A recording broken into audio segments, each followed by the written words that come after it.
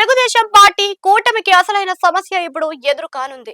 స్థానిక సంస్థల ఎన్నికల్లో కూటమి పార్టీలు అన్ని ఐక్యంగా ముందుకు సాగడమే అతిపెద్ద సవాలు కానుంది అని అంటున్నారు.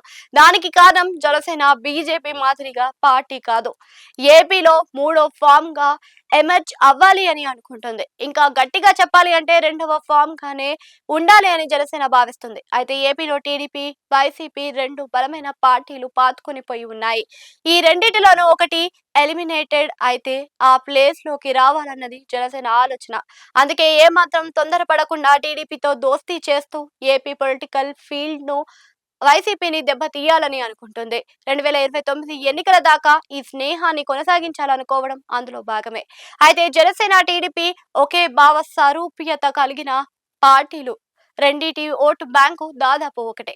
ఇక రెండిటి రాజకీయ కార్యక్షేత్రాలు హార్డ్ కోర్ రిలీజియన్లుగా కూడా ఒక్కటే కావడం విశేషం. పైగా రెండు ప్రాంతీయ పార్టీలు, దేశంలో ఎక్కడ రెండు ప్రాంతీయ పార్టీలు కలిసి పొత్తు పెట్టుకొని ఎక్కువ కాలం మలిగినవి సందర్భాలు కూడా లేవు.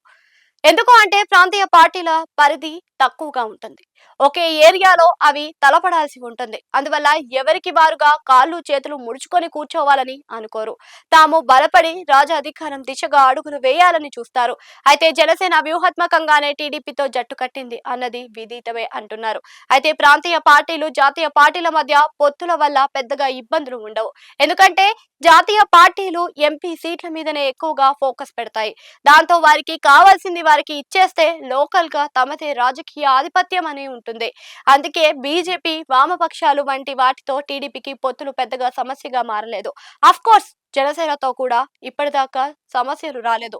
అంటే దానికి పవన్ కళ్యాణ్ ప్రధాన కారణం. ఆయన వైసీపీని రాజకీయంగా దెబ్బతీయాలని లక్ష్యంతోనే ఎక్కువగా దృష్టి పెట్టడం వల్ల అది టీడీపీకి కలిసి వచ్చింది అని విశ్లేషకులు అంటున్నారు. కానీ జనసేనలో మాత్రం క్యాడర్ లో పదవులు, అధికారం కోసం ఆశించే వారి సంఖ్య క్రమేణా పెరుగుతుంది.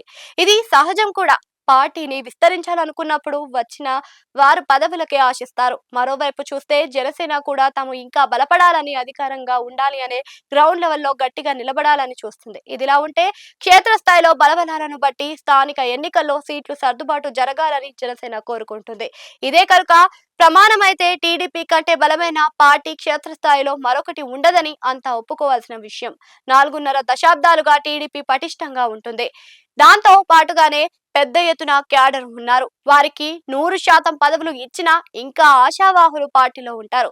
కేవలం ఆశావాహులు మాత్రమే కాదు, సర్దుబాటులు, అంగబలం, అర్ధబలం కలిగిన నాయకులు దిగువ స్థాయిలో ఎక్కువగా టీడీపీ నుంచే ఉన్నారు.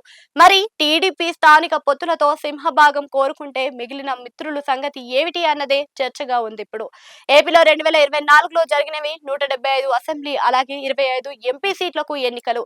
ఇది కష్టతరమైన వ్యవహారం అయినా కూడా టాప్ లెవెల్లో ఎక్కువ మంది ఆశావాహులు ఉండరు కాబట్టి సర్దుబాటు చేసుకోగలిగారు.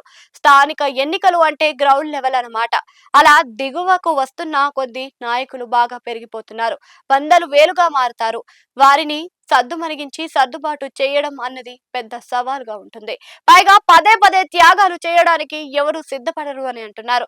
మరి ఏం చేయాలి అంటే కనుక ఎవరి బలాలు ఏమిటి అన్నది జనంలోకి తేల్చుకోవడానికి ఫ్రెండ్లీ కంటెస్టర్లతో చేయడమే బెటర్ అన్న సూచనలు కూడా వస్తున్నాయి. ఏది ఏమైనా లోకల్ బాడీ ఎన్నికలు అయితే కూటమికి వైసీపీతో కంటే పొత్తులతోనే పెద్ద ఇబ్బందిగా మారుతుందని అంటున్నారు.